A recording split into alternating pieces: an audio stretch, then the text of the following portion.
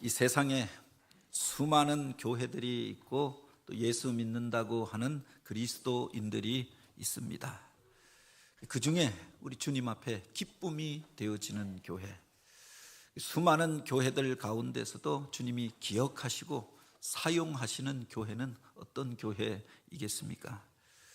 제가 신앙생활을 하면서 저는 모태 신앙이어서 어려서부터 어머니 등에 안겨서 등에 엎혀서 교회 처음 나갔던 사람인데 일생 가운데 수많은 교회를 경험했습니다. 모교회는 하나인데 나중에 서울로 유학을 와서 그래서 주일마다 다녔던 교회, 청년 때 섬겼던 교회가 있고 27부터 이렇게 신학대학원 들어가면서 사역을 하였는데 따지고 보니까 30년이 넘게 교회 사역을 하였습니다. 그리고 섬겼던 교회를 따져보니까 7교회가 있는 겁니다. 그래서 지나놓고 짧게 한 1년 반 있었던 교회도 있고 3년 있었던 교회도 있고 10년 동안 섬겼던 교회도 있고 교육 전도사로 섬겼던 교회도 있고 전담 전도사로 섬겼던 교회, 부목사로 섬겼던 교회, 또 담임 목사가 되어서 목회하였던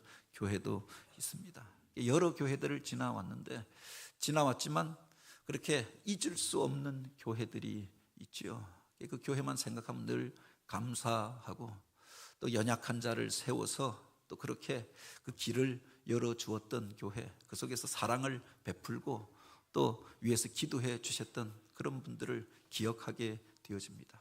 모든 사람을 다 기억하는 게 아닙니다. 거기에서 10년 동안 사역하여도 거기에서 다녔다고 하는데 그냥 알쏭달쏭한 분들도 있고 잊을 수 없는 분, 생각만 하여도 기쁨이 되어지는 분, 기억이 되는 어떤 일들이 또한 있지 않느냐라고 합니다.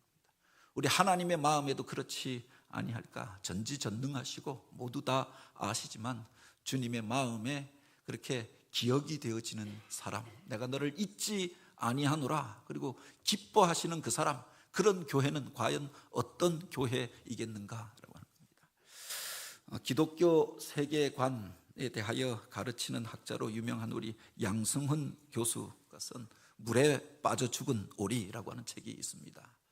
조금 이상한 표지 그림이 나옵니다. 오리인데 오리가 스킨스쿠버 장비를 장착하고 있는 겁니다. 여기 보면 구명조끼를 입고 있고 수경을 쓰고 있고 튜브를 들고 있고 물갈퀴를 착용하고 있는 겁니다. 그냥 그 몸만으로 물에 띄우면 뜨는 게 아니라 바로 이 오리가 이걸 착용해야만 물에서 살 수 있는 그런 상황에 대한 비유가 그 속에 나오는 겁니다. 여기에 보면 이 책에 이런 이야기가 소개되어져 있는데 한 사람이, 어떤 분이 시골로 그 직장을 그렇게 내려가게 되었던 겁니다. 직장 때문에 시골에 내려가게 되어졌는데 시골에 내려와서 살게 된 김에 한번 전원 생활을 즐겨보겠다라고 생각하고 마당에다가 연못도 파고 여기다가 오리도 그렇게 키워보아야지, 그래서 오리를 그렇게 사오게 되었다고 하지요.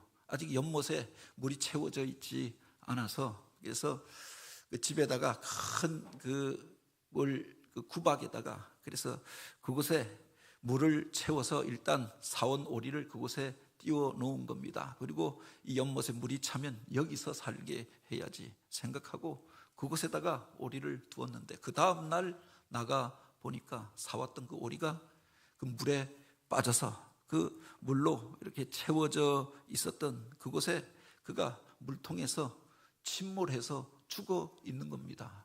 오리가 물에 빠져 죽는 게 이게 말이 되는 일인가?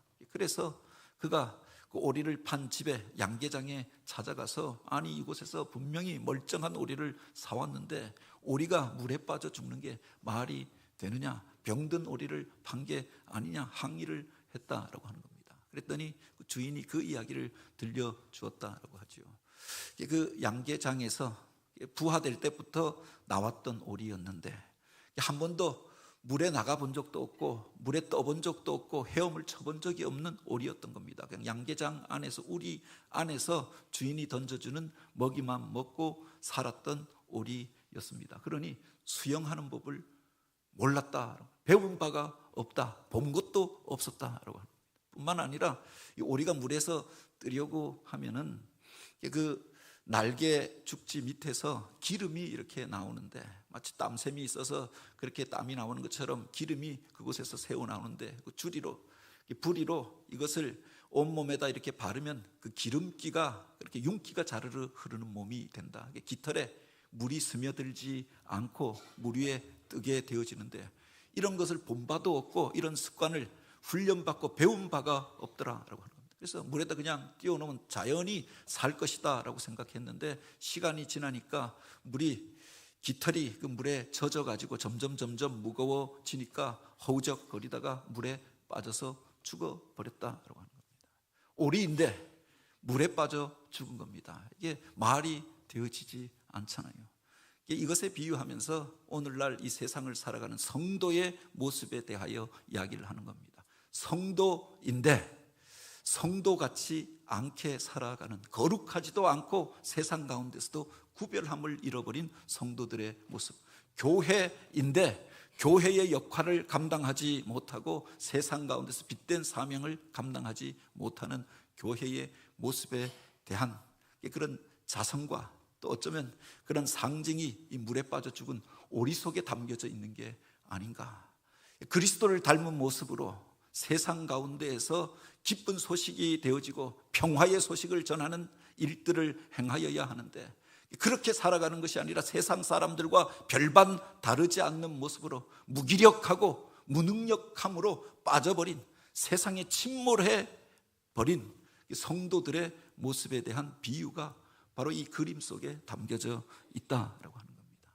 오늘날 예수 믿는다라고 하는 사람들은 많아지고 곳곳마다 주님의 교회가 세워져 있습니다. 그 속에서 주님이 기억하시는 교회, 주님이 기뻐하시는 교회, 주님의 능력을 나타내는 교회는 어떤 교회이겠습니까?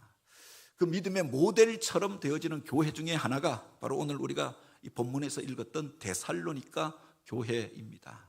여러 번에 걸쳐서 하나님이 사용하였던 교회에 대한 설교들을 하게 되는데, 예루살렘 교회가 그런 교회였고, 안디옥 교회가 또한 그런 교회였고, 빌립보 교회가 그런 교회였습니다. 또 한 교회가 하나님의 역사 가운데 귀하게 쓰임받았던 교회 중에 하나가 바로 데살로니가 교회였다라고 하는 겁니다. 이 데살로니가가 성경에 처음 등장하는 것은 사도행전 17장에 보면 사도 바울이 제2차 전도 여행 때 하나님의 부르심을 받고 그가 아시아로 가려고 하던 계획을 돌려서 마게도냐 사람들이 손짓하는 그 모습을 보고 바다를 건너 유럽으로 건너가게 되지요. 가장 먼저 복음을 전했던 것이 빌립보였습니다. 그곳에서 주님이 기뻐하시는 빌립보 교회가 세워지게 되지요. 환란이 있었고 억울한 일들을 당했지만 바로 그곳에서 바로 하나님의 예비하신 사람들을 만나서 복음을 전하여서 이 교회가 세워집니다. 그런데 그 뒤에 보면은 그 대적하는 일들로 인하여서 그곳에 오래 머물지 못하고 그 다음으로 그가 가게 되었던 곳이 데살로니가라고 하는 도시였습니다. 빌립보 바로 옆에 있는 도시입니다. 그곳에 가서 또 복음을 전하는데 유대인들 가운데에서 그들을 시기하고 대적하는 이들이 일어나서 바로 사도 바울을 죽이려고 합니다. 복음을 전하는 일들을 회방합니다. 그래서 불과 3주간 정도만 머물고 오래 머물지 못하고 그곳에서 바로 철수하게 되어졌는데, 떠나오면서도 늘 마음에 부담이 되어졌던 사람들이 데살로니가 사람들이었습니다. 그것에서 복음은 전하여서 예수 믿겠다라고 하였는데 제대로 세례를 베푼 것도 아니었고 직분을 세운 것도 아니었고 교회가 제대로 세워진 것도 아니었습니다. 마치 단기 선교를 가서 몇 주간 머물다가 떠나오게 되어졌던 곳이었습니다. 그가 나중에 베레아에서 사람들 만나 복음을 전하면서 디모데와 실라를 그곳에 보내어서 우리가 전도했던 그 사람들 만나서 그들이 교회의 일꾼으로 세워질 수 있도록 그들을 잘 가르쳐 다오 부탁하고, 그는 이제 나중에 아테네를 거쳐서 고린도에 와서 사역하고 있었습니다. 고린도에 와서 사역하면서도 늘 잊을 수 없는 사람들이 데살로니가 사람들이었던 거죠. 복음을 전할 때 그걸 사람의 말로 받지 않고 하나님의 말씀으로 받고, 그렇게 믿기로 결단하고 주 앞에 나와서 주님을 영접하였는데 그들을 잘 양육하지 못하고 떠나온 것이 마음의 부담이었다라고 하는 겁니다. 그러던 중에 디모데가 데살로니가에서 돌아오게 되었던 겁니다. 그리고 그곳에서 교회가 세워지고 그 성도들이 어떤 일들을 하고 있는가, 이것을 전하여 왔던 거죠. 이게 그에게 기쁨과 감사와 감격이 되었다라고 합니다. 우리가 너희 모두로 말미암아 항상 하나님께 감사하며 기도할 때 너희를 기억함은이라고 이야기하였습니다. 하나님 앞에 감사하는 게 내가 한 것이 아니었고 하나님께서 이 사람들을 어떻게 부르시고 택하시고 사용하시는가, 그것을 생각할 때마다 감사하게 되었다라고 하는 겁니다. 이 교회에 대하여 이렇게 이야기합니다. 6절에 보면 또 너희는 많은 환난 가운데서 성령의 기쁨으로 말씀을 받아.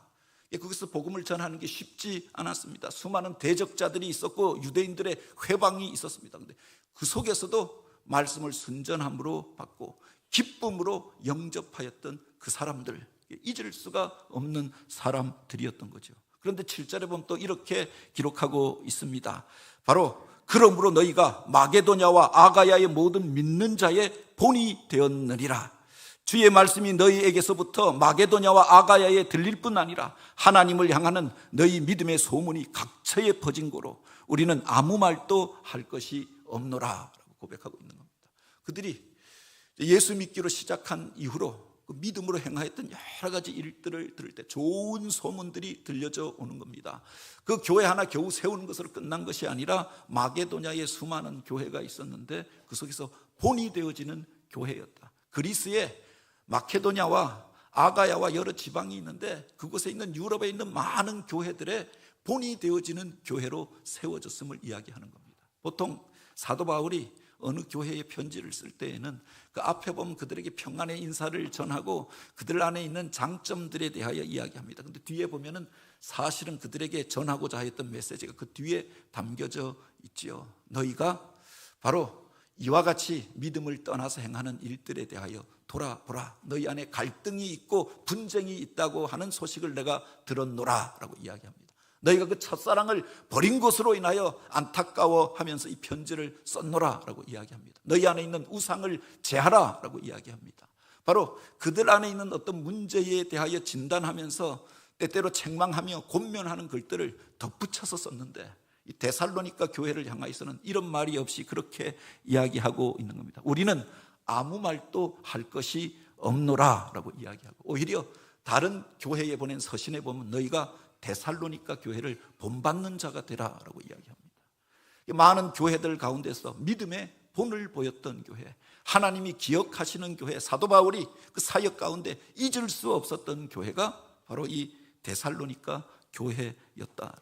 큰 교회가 아니었습니다. 잘 사는 사람들이 나와서 영향력을 세상 가운데서 높은 자리에서 영향력을 행사하던 그런 교회도 아니었습니다. 다 가난한 사람들이 모인 교회였고 크지 않은 작은 교회였는데 사도 바울이 불과 3주간 동안 사역하였던 교회였는데 바로 그들을 통해서 하나님의 놀라운 역사들이 나타나고 믿음의 좋은 소문들이 나타나고 수많은 교회 가운데 본이 되어지는 교회가 되었다고 합니다.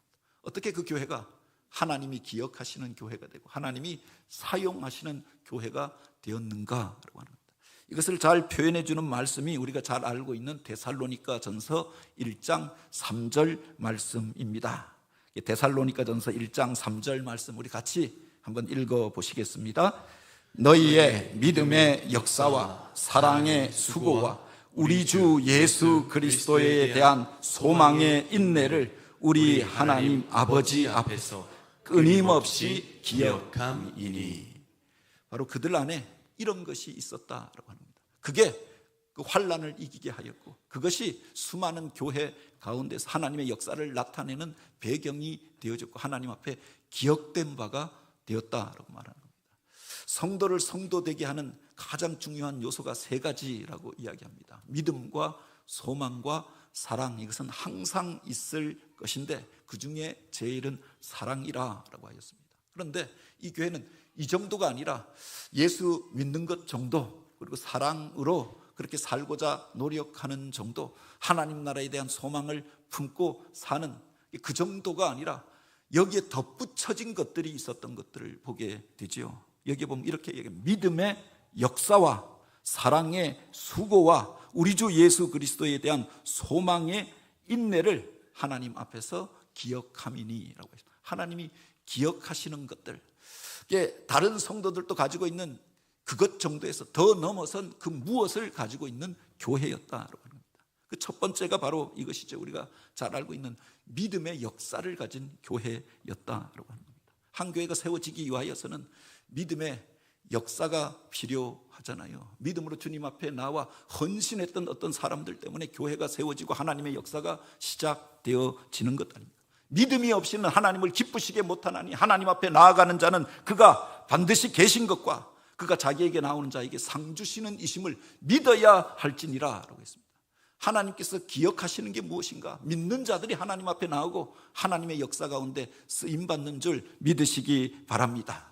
그런데 그런 믿음 정도가 아니라, 그래서 하나님이 계심을 믿고 신앙 고백하고 하나님을 예배하는 정도가 아니라 그 믿음으로 그들은 역사하는 신앙을 가지고 있었다. 그 믿음으로 세상 속에서 하나님이 맡기신 사역들을 감당하는 사람들이었다. 역사라고 하는 것이 일한다라고 하는 의미를 가지고 있는 것 아닙니까? 믿음으로 주님이 맡겨주신 일들을 행하였던 거지요. 행함이 없는 내 믿음을 내게 보이라. 나는 행함으로 나의 믿음까지 보이겠다. 바로 야고보서에서 그 야고보 그 기자가 담대하게 그렇게 말하잖아요. 영혼이 없는 몸이 죽은 것처럼 행함이 없는 믿음은 죽은 것과 같다라고 하였습니다. 우리가 믿노라고 하면서도 믿는 자로서 구별된 삶을 살지 않는다라고 하면 그 사람을 과연 믿는다고 말할 수 있겠는가? 그 믿음은 내 마음속에 있는 것이다. 그렇게 말할 수 있겠는가라고 하는 겁니다. 성경 안에서 하나님이 쓰셨던 사람들을 보면 믿음의 사람들이었습니다. 그런데 그 믿음이 마음속에만 있는 믿음이 아니라 그 믿음으로 그들이 역사를 하였다. 어떤 일들을 결단하고 행하였던 것들을 보게 되죠. 아브라함을 향하여서 하나님이 부르십니다. 너는 본토 친척 아비 집을 떠나서 내가 내게 지시할 땅으로 가라 라고 말씀하십니다. 그가 믿음으로 결단하잖아요. 본토를 떠나고 아버지 집을 떠나고 자기가 살아왔던 삶의 습관과 그 터전을 떠나서 하나님이 지시할 땅을 향하여 한 번도 가본 적이 없는 그곳을 향하여 떠났던 것 아닙니까? 믿음으로 역사하였던 거지요. 그의 믿음이 점점 성장하고 성숙해집니다. 그가 100세에 얻은 아들 가장 소중하게 여기는 그것을 나에게 드릴 수 있느냐라고 할 때 그가 하나님 앞에 믿음을 가지고 그 모리아 산을 올라가잖아요. 하나님께서 그를 축복하시면서 여호와 이레의 복을 그에게 허락하여 주셨던 것 아닙니까? 그 믿음이 하나님께서 아브라함의 믿음을 의롭게 여기셨다라고 했는데 그 믿음은 마음속에만 머물러 있는 것이 아니라 마음속에 있었던 것이 삶의 결단과 역사로 나타나게 되어졌던 거죠. 그게 하나님께서 그를 복주시고 그를 사용하였던 이유가 되어졌던 것 아닙니까? 12명의 정탐꾼이 가나안 땅에 들어가서 그것을 보고 왔습니다. 10명은 믿음이 없는 말들을 하잖아요. 그들과 싸우면 질 것 같아. 그 땅은 우리를 집어삼키는 땅이라 좋은 것은 있는데 우리가 싸우면 이기지 못할 것이다. 들어가면 다 죽게 될 것이다 라고 이야기합니다. 그런데 여호수아와 갈렙은 믿음의 말을 하잖아요. 바로 그들은 우리의 밥이라, 우리의 먹이라, 우리가 올라가시면 하나님이 함께 하시면 오늘 우리가 그들을 이길 것이라, 그 땅을 차지하리라 믿음으로 고백합니다. 그렇게 고백하고 끝난 것이 아니라 믿음으로 앞장서서 그 땅을 향하여 나아갔던 사람들이 아닙니까? 험한 산지를 향하여 올라갔던 이들이 그 땅을 얻게 된 줄 믿으시기 바랍니다. 하나님이 쓰셨던 사람들은 그 믿음을 가진 사람들이었는데 믿음의 고백을 가지고 주님 앞에 나와 주님의 옷자락을 붙들었던 사람이 아닙니까? 30년이 넘게 바로 그렇게 비참한 삶을 살던 그 여인이 주님만 만나면, 주님 앞에 나가면, 그분의 옷자락만 만지면 내가 낫게 될 것이다 믿었습니다. 마음으로 믿고 끝난 것이 아니라 주님이 계신 그곳으로, 주님이 가시는 그 길로 찾아 나왔던 것 아닙니까? 사람들이 꺼려하고 수많은 사람들이 이렇게 저렇게 이야기하지만 개의치 않고 주님의 옷자락을 붙들 때 놀라운 역사가 나타나게 된 줄 믿으시기 바랍니다. 주님께서 당신 앞에 나온 이들에게 하셨던 말씀이 있죠. 기적이 일어나기 전에 주님께서 먼저 확인하시고 주셨던 말씀이 있다라고 하는 겁니다. 내 믿음대로 될지어다. 내 믿음이 너를 구원하였느니라. 그의 믿음을 확인하고 그 고백을 들으시고 그 믿음대로 될지라라고 이야기했던 거죠. 여러분은 무엇을 믿고 있습니까? 그 믿음으로 하나님이 맡겨주신 그 일들 감당하며 하나님의 영광을 나타내는 대로 쓰임받게 되길 원합니다. 그 믿음의 역사는 사랑의 수고로 이어진다라고 하는 겁니다. 바로 데살로니가 교회가 그러했던 거지요. 우리가 믿음으로 어떤 일들을 시작하고 나면 주님의 마음을 품게 되어집니다. 사랑의 마음을 품게 되는 것 아닙니까? 그 사랑은 또한 추상적인 것, 무슨 모호한 것이 아니라 바로 오늘 우리를 이 땅 속에서 사랑으로 수고하게 하는 것이다라고 하는 겁니다. 앞에서 나오는 믿음의 역사라고 하는 것은 일한다, 움직인다라고 하는 뜻을 가지고 있습니다. 그런데 여기서 수고라고 하는 것은 그 속에 고통과 아픔과 땀방울이 전제가 되어지는 거죠. 그냥 움직이는 정도가 아니라 힘들어도 그 일을 행하는 겁니다. 땀방울을 흘리면서 아픔 속에서도 그 일을 감당하는 것을 말하죠. 부모가 자식을 낳을 때, 생명을 낳을 때 해산의 수고를 마다하지 않는 것 아닙니까? 어떤 사람 그냥 좋아하는 정도의 사랑이 아니라, 그냥 썸이 아니라 그 사람을 위하여 그 사랑으로 인하여서 해산의 그 고통까지 감당하는 것, 이게 진정한 사랑이 아니냐라고 하는 겁니다. 그 전에 그렇게 부끄러움이 많고 또 사람들 앞에 서지 못하던 그런 그 여인이, 그렇게 부끄러움이 많던 그 여인이 이제 아이를 위하여서 사람들이 있는 자리에서 아이가 젖을 달라고 울면은 돌아서서 그렇게 그에게 젖을 물리게 되어지는 것. 그 전에 그렇게 깔끔을 떨고 살던 사람이 그 사랑하는 아이를 위하여서는 그의 똥기저귀도 치우면서, 그리고 똥 묻은 그것을 만지면서 그를 씻기면서 그렇게 수고를 감당하게 되는 것, 이게 사랑이 아니냐라고.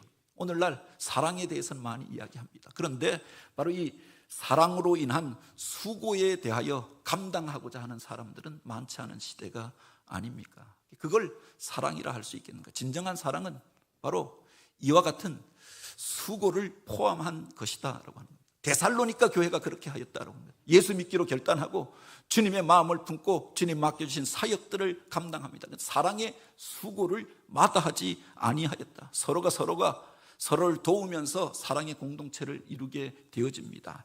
고린도 후서 8장에 보면은 이 교회에 대하여 이야기를 하고 있잖아요. 바로 이 마게도냐에 있는 교회, 이 빌립보 교회와 데살로니가 교회를 보고 너희가 배우라라고 이야기하면서 그렇게 이야기합니다. 환난의 많은 시련과 또한 극심한 가난 속에서도 그들이 넘치는 기쁨과 풍성한 연보를 감당하였습니다. 그들이 힘대로 할 뿐 아니라 힘에 지나도록 일에 참여하여서 성도를 섬기는 일에 참여하였노라라고 하였습니다. 당시에 자기 교회 지키기도 어려운 교회였습니다. 환난 속에서 시작된 교회였고 가난한 사람들이 극심한 가난 속에서 예수를 믿게 되어졌습니다. 그런데 예루살렘 교회가 어려움을 당한다라고 하는 이야기를 듣고 자기 교회보다 큰 교회입니다. 원조 교회입니다. 그 교회를 돕기 위하여 그들이 바로 힘대로 헌신하여서 힘에 지나도록 연보를 하여서 바로 그것을 가지고 바로 예루살렘 교회를 도왔다라고 하는 겁니다. 풍성한 기쁨과 바로 넘치는 즐거움으로 바로 이 일을 감당하였던 일들을 이야기하면서 고린도 교회를 책망하잖아요. 너희는 더 큰 교회인데 지식인들도 많고 부자도 많는데 바로 자기들만의 문제로 인하여 갈등하고 세상의 것들로 인하여 파당을 지어 싸우면서 그 은사들을 자랑하고 있느냐? 데살로니가 교회를 보고 배우라. 그들이 사랑으로 수고하였던 것을 너희가 본받으라 라고 말했던 거죠. 진정한 사랑은 바로 이런 수고와 섬김 가운데 있었던 것 아닙니까? 이 데살로니가 교회가 성장할 수 있었던 배경이 바로 이것이 있었다라고 합니다. 한 교회가 성장할 때 보면 그 속에 이 사랑의 수고를 감당하였던 사람들이 있지 않습니까? 바로 눈물로 영혼을 품고 기도하였던 사람들, 복음을 전하였던 사람, 한 영혼을 살리고 세우기 위하여 헌신하였던 사람들, 그들을 통해서 주님의 교회가 세워지고 주님의 역사가 나타나게 되는 줄 믿으시기 바랍니다. 그것을 가능하게 하는 것이 바로 소망의 인내였다라고 합니다. 소망이라고 하는 것은 이 땅에 보여지는 것들만 보는 것이 아니라 바로 그 너머의 것들을 보는 게 소망이죠. 하나님 나라의 것들을 바라보고 영원한 것들을 바라보는 게 소망입니다. 그게 바로 오늘 우리를 인내하게 한다. 힘들고 어려워도 그 과정을 통과하게 하는 힘이, 사랑의 수고를 감당하게 하는 힘이 바로 이 소망 속에 있었던 것 아닙니까? 세상에 소망을 두고 살았던 것이 아니라, 그래서 물질을 점점 모아도 여전히 부족하고 쌓아도 만족하지 못하고 사는 것이 아니라 하늘에 소망을 두고 사니 하늘의 것들을 구하면서 하나님의 일에 참여할 수가 있었던 거지요. 박해가 있고 핍박이 있었습니다. 그 어려움의 과정들을 견딜 수 있었던, 인내할 수 있었던 힘이 어디 있느냐? 소망 가운데 있었다라고 합니다. 주님의 다시 오실 그날을 기다리며 주님 앞에 설 그때를 생각하면서 주님 맡겨주신 사명을 감당하였던 것 아닙니까? 초대교회 성도들이 만날 때마다 하였던 인사가 있다라고 합니다. 그게 바로 마라나타라고 하는 말입니다. 힘들고 어려울 때, 박해의 시기에 그들을 견디게 하였던 축복이 바로 그 속에 담겨져 있다라고 하는 겁니다. 서로를 만나면서 마라나타, 주님께서 다시 오십니다. 바로 이 세상의 것이 전부가 아닙니다. 주님 앞에 설 그날을 준비합시다. 그런 고백이, 그런 격려가 바로 이 인사 속에 담겨져 있었던 거죠. 그 소망이 그 환난의 시대를 인내하고 견디는 힘이 되어졌다라고 하는 겁니다. 오늘 우리가 이 시대 가운데 세상을 탓하고 또 환경을 탓할 때가 있습니다. 그 속에서 오늘 우리가 소망 중에 인내하면서 사랑의 수고를 감당하고 믿음의 역사들을 감당하여 가는 교회와 성도들이 되길 원합니다. 수많은 교회들이 있지요. 그 속에서 작은 이해관계로 인하여 갈등하고 싸우고 자기 주장 내려놓지 못하고, 그래서 그것으로 인하여서 언성을 높이고 갈라지고 분쟁하는 시대가 아닙니까? 그 속에서 데살로니가 교회와 같이 믿음으로 주님 맡겨주신 일들 감당하고 사랑으로 수고하면서 이 땅에 소망을 둔 자가 아니라 하늘의 소망을 두고 주님 앞에 설 그날을 준비하는 자로 소망 가운데 인내함으로 모두가 다 물속으로 침몰하여 가는 시대 가운데 그 물 위로 유유히 자적하며 그렇게 하나님의 아름다움을 나타내는 교회로 쓰임받게 되기를 원합니다. 겨우 물속에서 떠 있는 정도가 아니라 이 세상 가운데서 떠서 우리 정체성 지키는 정도가 아니라 저 하늘을 향하여 그 우리가 비상하여 오르는 것처럼, 그래서 하나님의 영광을 나타내는 교회로 쓰임받는 교회, 주의 성도들, 믿음의 지체들이 되어지길 주님의 이름으로 축복합니다. 같이 기도드립니다.